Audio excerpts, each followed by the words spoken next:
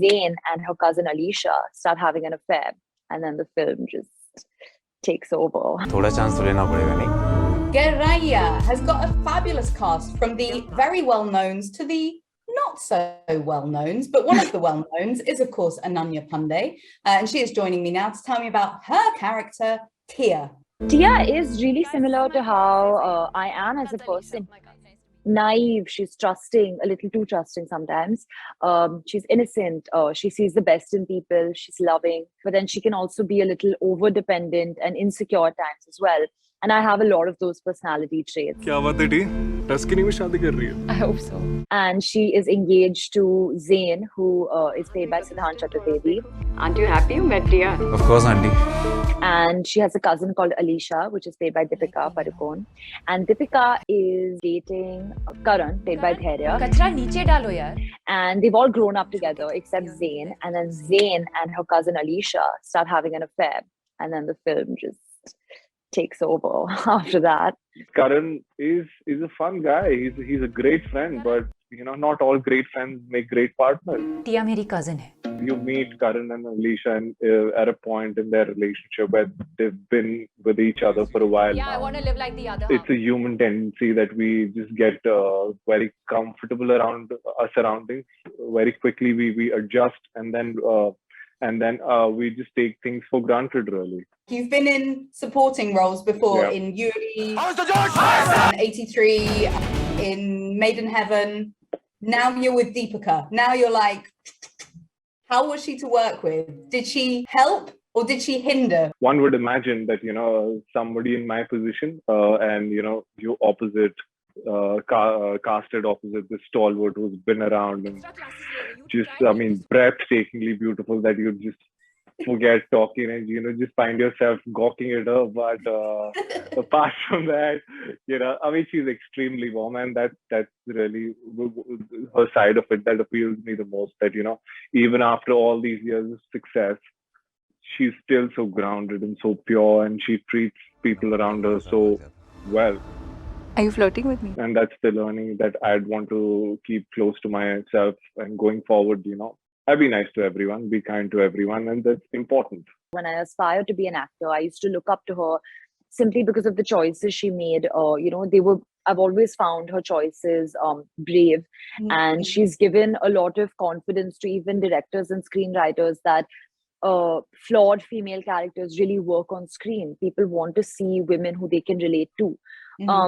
And she's as lovely on the inside as she is on the outside. Just simply as an actor within a scene, just to play off of her helped my performance so much.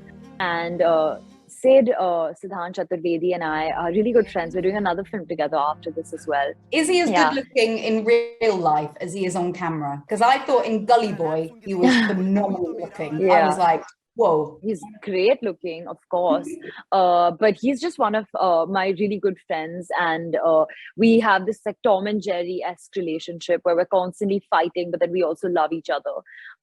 So it was great, when you're good friends in real life, then it really translates on screen as well. We had an intimacy coordinator on set. Oh, wow. And the moment you hear that, you feel, they're trying to sensationalize it, or they're trying to go bold. But to the contrary, we're trying to normalize it, and we're trying to borrow this idea or this culture from the West, where it's normal to have an action director on set, or a choreographer, or a cameraman. It's as simple as that, as having a intimacy coordinator, so that you establish boundaries, you get to know your co-actors well, you create a safe environment where you feel free to showcase your vulnerable side, and then you can really perform. When we talk about intimacy, I think it also has a lot to do with the camera movement, because Kaushal, our DOP, the entire film was shot on handheld. We didn't have a static camera at any point. It was constantly moving in and out of the characters. It almost felt like it wasn't there, or it almost felt like it was another character moving along with us, because Shakun likes those extremely close-up shots where you can almost see what the character is thinking. He wants to get up in their personal space, that you almost feel like you're in this fight or in this conversation that they're having. Bloody selfish. Obviously, actors, you have to hit your mark because the camera is there and the focal length is set. But when they're handheld, Does that give you a bit more freedom as well? Because they can also kind of pull back. It makes it a different Oh experience. my God. When I did my first film, I had no idea about hitting your mark. So my first co-star, Tiger, used to literally move me in the middle of the shot because I was way off my mark. Like I did not know anything about lighting or lensing or camera or nothing. And with every film, because I never had any formal training in that sense, but I'm learning, I guess, with every film. But it was extremely liberating because what Shakun would do is he would make us come in every morning or even sometimes the day before and just play out the entire scene the way we would do it or our characters would do it. And then he would make the camera follow us around. So there was never anything that the camera's here, so you have to do it here. I don't even think there was one scene that was like that. I don't know if you've seen his earlier work, most recently on Amazon itself, Amazon Prime Video, Mumbai Diaries. Oh, yeah. Which again, he got a lot of rave reviews for his camera work and how very realistic. I remember Mumbai Diaries, almost sort of documentary like, and lots of very long languid takes. Actually, is that the same in your film? Some of it, yes. Ah, okay. I mean, again, when you watch the film as well, I think the camera work is so real, and you'll feel that as an audience, you'll feel that you are with the characters. You're part of them. जब हम छोटे थे T और मेरी life बिल्कुल same थी. But now it's just so different. You started as a Dharma debutante, I would say, a Dharma kid. You messed with the wrong girl. This is also a Dharma production, but very different. Honestly, Dharma is like family. As you said, I'm a Dharma kid. And they are one of the best production houses to work with, just in terms of how they treat the actors and the crew of the film. So in that way, it was no different. Your career before you got into acting, you were a data analyst, which sounds very boring. Sorry to any data analysts that are watching. No wonder I didn't continue with that. But I wondered if you took your skills and your sort of knowledge of data analysis and brought that into the world of auditions and hitting all these directors and casting directors and blah, blah, blah, blah, blah, or no. One aspect of it, that where the calculation helps is that it'll be only 0.1% of the number of castings that you go to that you'll make it. That's the math you need to know. That's it. Rest of it, just throw it out of the window. So for all aspiring actors out there, just keep going with the audition. Keep going at it, exactly, and don't be bogged down by the success rate. Just don't go by the numbers that in a month I've auditioned for 30 parts and then I didn't lock a job. It doesn't matter. It's what matters is a yes, really. Look at my example. I mean, 3 yeses. That's all. That's all I've got till now, right? 3 films, 3 yeses. And that's all that matters. Do you hate it when you see, because I've also done a few auditions and you'll be sat watching a film, because when you audition as well, you never know what the film is necessarily that you're auditioning for, right? And then you're sat there watching a film and you're like, this seems a bit familiar. Hang on a minute, that was supposed to be me. Happens all the time. But thankfully for me, it just so happened when I watched the film, like the moment I see the film and the part, I was like, glad I didn't get that. You didn't feel guilty? I did what I had to. You come from a filmy family, right? Your mom, she was on the Netflix show, The Fabulous Life. And then you've got your dad, who is Chunky Panday.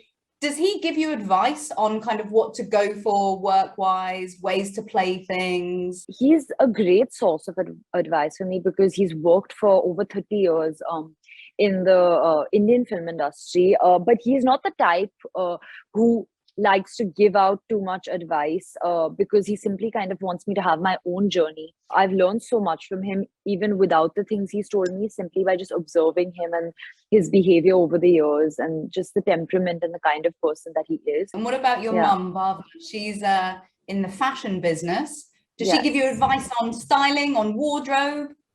She gives me advice on everything. She is She's your mom, that's her job. Of course.